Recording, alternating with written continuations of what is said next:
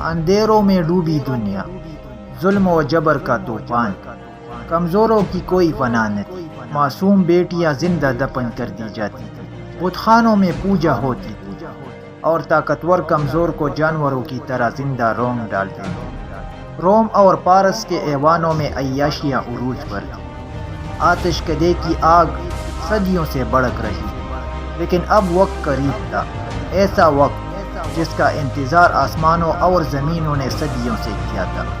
ایک ایسی رات آنے والی تھی جس میں کائنات کی فضا بدل جائے گی، ایوان کسرا لرز اٹھے گا، بدھ منہ کے بل گر پڑیں گے اور مشرق سے مغرب تک روشنی ہی روشنی پھیل جائے گی۔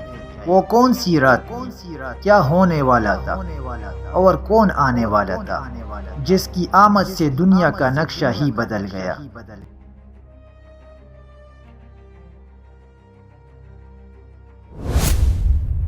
رحمت للعالمین محمد صلی اللہ علیہ وسلم کی ولادت سے قبل دنیا میں ہر طرف ظلم و ستم، جبر و تشدد اور بربریت تھی۔ کفر اور جہالت کی تاریکی نے انسانیت کو چاروں طرف سے گھیر رکھا تھا۔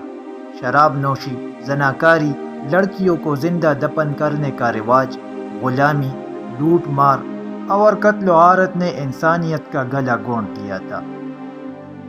اس وقت دنیا کے سپر پاور یعنی روم اور پارس میں حالت یہ تھی کہ حکمران اور بادشاہ غریب عوام کے خون پسینے کی کمائی سے عیاشیاں کرتے، عوام کے ساتھ جانوروں سے بھی بدتر سلوک کیا جاتا، بت پرستی اور موتیوں کی پوجا حکومت کا قانون بن چکا تھا۔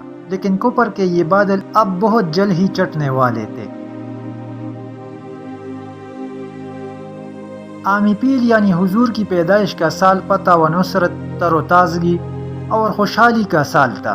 قریش اس سے قبل قحط سالی اور بدحالی میں مبتلا تھے۔ ولادت کی برکت سے اس سال اللہ تعالیٰ نے بنجر زمینوں کو شادابی اور ہریالی عطا فرمائی اور سوکھے درختوں اور مردہ شاہوں کو ہرا بھرا کر کے انہیں پلوں سے لاد دیا۔ اہل قریش اس طرح ہر طرف سے برکت اور خیر آنے سے خوشحال ہو گئے۔ روایتوں نے ذکر کیا ہے کہ جب سیدہ آمنہ بی بی حاملہ ہوئی اور نور محمد صلی اللہ علیہ وسلم آپ کے شکم میں آیا، اس زمانے میں بے شمار عجائبات اور معجزات ظاہر ہوئے۔ سیدہ آمنہ خود فرماتی ہے کہ جب حمل کے 6 ماہ گزرے تو میں نے خواب میں ایک شخص کو دیکھا جس نے مجھ سے کہا کہ اے سیدہ، تمہارے بطن میں جو بچہ ہے وہ کائنات میں سب سے افضل ترین شخص ہے۔ رات کے وقت کعبہ اور اس کے اطراف میں موجود جانور بولنے لگ جاتے اور ایک دوسرے کو مبارکباد دیتے۔ مجھے حمل کی مشقت اور اس کا بوجھ محسوس ہی نہیں ہوتا تھا جیسا کہ دیگر عورتوں کو ہوا کرتا ہے۔ ایام ولادت میں اللہ نے فرشتوں سے فرمایا کہ تمام آسمانوں اور جنتوں کے دروازوں کو کھول دو۔ تاریخی کتابوں میں یہ بات بھی لکھی گئی ہے کہ محمد صلی اللہ علیہ وسلم کی آمد سے قبل دنیا کی مختلف بڑے بڑے بت خانوں میں کئی بار غیبی آواز سنی گئی کہ اب بت کدوں کے خاتمے کا وقت آ چکا ہے اور ایک صادق نبی کا ظہور ہونے والا ہے۔ حضور صلی اللہ علیہ وسلم کی پیدائش سے قبل عرب کے نجومیوں میں کسی بڑے شخصیت کی پیدائش کا چرچہ عام تھا، اور اہل کتاب بھی اپنی کتابوں میں جس آخری نبی کی آمد کے مطابق پڑھتے آئے تھے، انہیں احساس ہو گیا تھا کہ اس نبی کی آمد کا وقت قریب آ چکا ہے۔ لہٰذا حضرت حسان بن ثابت فرماتے ہیں کہ وہ 7 سال کے تھے اور یثرب یعنی مدینہ میں رہتے تھے کہ اچانک ایک دن انہوں نے دیکھا کہ ایک یہودی ایک بلند مقام پر کھڑے ہو کر چیختے ہوئے کہہ رہا تھا کہ اے یہودیوں، آج رات احمد کا ستارہ طلوع ہو چکا ہے جس میں وہ پیدا ہوگا۔ روایت ہے کہ ایک مرتبہ کچھ صحابہ کرام نے حضور صلی اللہ علیہ وسلم سے دریافت کیا کہ یا رسول اللہ، اپنا حال بیان فرمائے، یعنی آپ کی پیدائش کیسے ہوئی؟ اس پر آپ صلی اللہ علیہ وسلم نے فرمایا، میں اپنے باپ ابراہیم علیہ السلام کی دعا، عیسیٰ علیہ السلام کی بشارت اور اپنی ماں آمنہ کا خواب ہوں کہ جب میں شکم میں تھا تو میری والدہ نے خواب دیکھا تھا کہ ان کے بدن سے ایک نور نکلا جس سے شام کے محلات روشن ہو گئے۔ محمد صلی اللہ علیہ وسلم جب اس دنیا میں تشریف لائے اس وقت حیرت انگیز واقعات رونما ہوئے، جس سے صرف عرب معاشرے میں ہی نہیں بلکہ دنیا کے ہر علاقے میں ایک عجیب سی کلبلی مچ گئی۔ جس رات حضور صلی اللہ علیہ وسلم کی ولادت ہوئی، اس رات ایوان کسرا لرز اٹھا،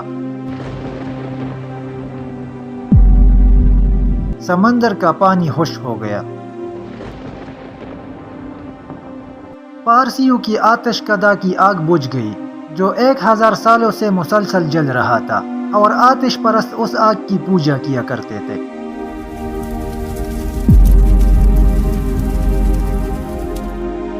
اس رات ستارے بالکل قریب آ گئے، لہٰذا حضرت عثمان بن ابی العاص سے روایت ہے کہ میری والدہ نے بتایا کہ میں اس رات سیدہ آمنہ کے پاس تھی، جس رات محمد صلی اللہ علیہ وسلم کی ولادت ہوئی۔ میں گھر میں ہر طرف روشنی اور نور پاتی اور محسوس کرتی، ستارے قریب سے قریب تر ہو رہے تھے، یہاں تک کہ مجھے گمان ہوا کہ یہ ستارے کہیں میرے اوپر گر نہ پڑے۔ روایت ہے کہ جب حضور صلی اللہ علیہ وسلم کی ولادت ہوئی، اس وقت روئی زمین پر موجود تمام بڑے بڑے بت منہ کے بل زمین پر گر پڑے۔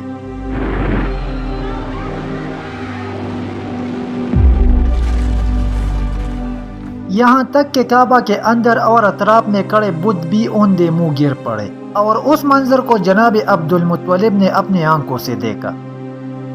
اس وقت کوئی ایسا بادشاہ نہیں تھا کہ جس کا تاج کام نہ اٹھا ہو اور اس کے سر سے نہ گر گیا ہو۔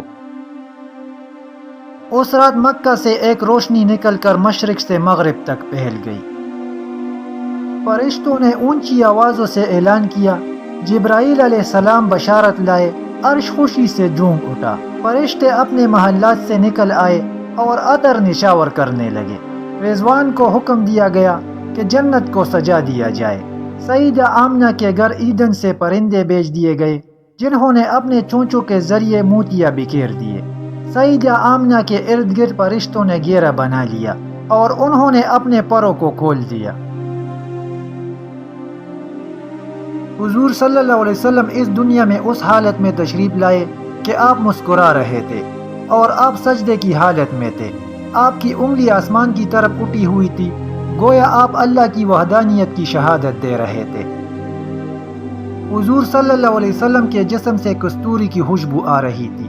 آپ ختنہ شدہ تھے اور دونوں کندھوں کے درمیان ایک مہر کا نشان تھا۔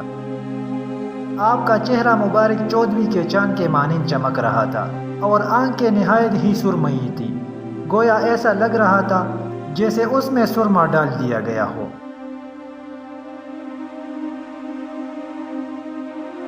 ولادت کے بعد سیدہ آمنہ نے نبی کریم صلی اللہ علیہ وسلم کے دادا عبد المطلب کو پوتے کی پیدائش کی خبر پہنچائی، تو وہ خوشی خوشی پوتے کو دیکھنے آئے